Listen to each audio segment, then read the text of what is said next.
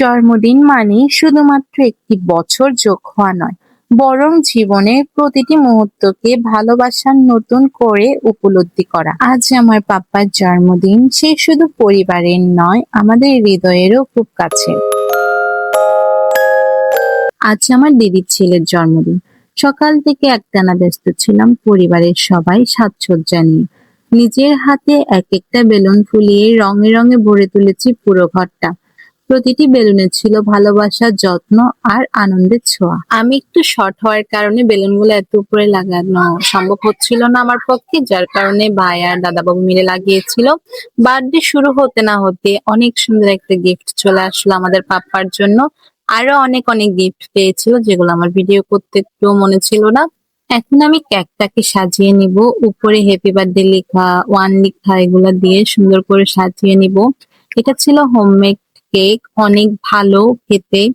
আর কালারটার কথা কি বা বলবো, যেই দেখেছিল সেই বলেছিল এটা আর্টিফিশিয়াল। হাত দিয়ে ধরে দেখার পর বুঝতে পারলো না এটা আসলে রিয়েল কেক। আমি এটা কেক করে সাজিয়ে নিচ্ছি। আমার সাজাতে অনেক ভালো লাগছিল তখন। কেকটাকে প্রথম দেখা অনেকজনে বলেছিল এটা আর্টিফিশিয়াল কেক, রিয়েল কেক নয়। খাওয়ার পরে বুঝতে পেরেছিল এটা আসলে রিয়েল কেক। কেমন হয়েছে আমার এই ডেকোরেশনটা অবশ্যই জানাবেন। এটা আমি সাজিয়েছি, আমাকে ভাই আর জিজু হেল্প করেছিল।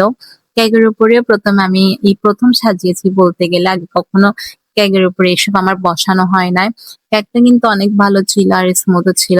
স্বাদেরটা তো এক কথায় অসাধারণ। সেদিনটা অনেক স্পেশাল ছিল, তার চেয়ে বেশি স্পেশাল ছিল এদের তিনজনের ম্যাচিং করা পোশাক। যেন দেখে মনে হচ্ছিল রঙিন ফ্রেমে বন্দি এক টুকরো ভালোবাসা। এখন এই সুন্দর মুহূর্তটাকে কেক কেটে সেলিব্রেশন করা হবে।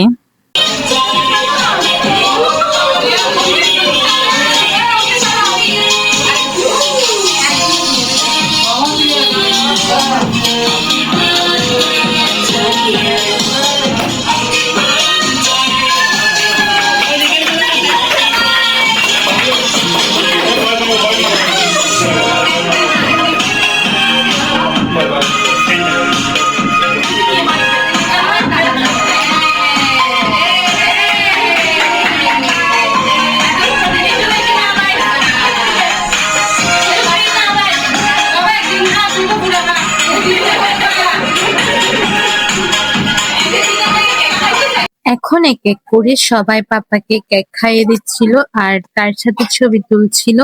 আমরা সবাই পাপ্পাকে একটু একটু করে কেক খাইয়ে দিয়েছিলাম, বলতে গেলে কেক খাইয়ে দিচ্ছিলাম না, কেক একটু করে মুখে লাগিয়ে দিচ্ছিলাম, এতটুকুই।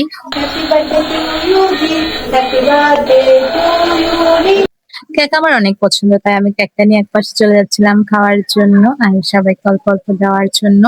আমি এটা কেকটা নিয়ে রান্না করে চলে আসছি। এখানে আমার মা রান্না করতেছে না, আমার মা শসা কাটছিল, গাজর কাটছিল সালাদের জন্য। রান্না করেছিল দিদির দেবরের রান্না অনেক মজা। মাছ রান্না করেছিল, ভাত রান্না করেছিল, মাংস রান্না করেছিল, ডাল রান্না করেছিল, সবকিছুই দিদির দেবরে রান্না করেছে। এই ছিল আমাদের আদরের ঋদ্ধিস পাপ্পার জন্মদিনের আনন্দের কিছু মুহূর্ত।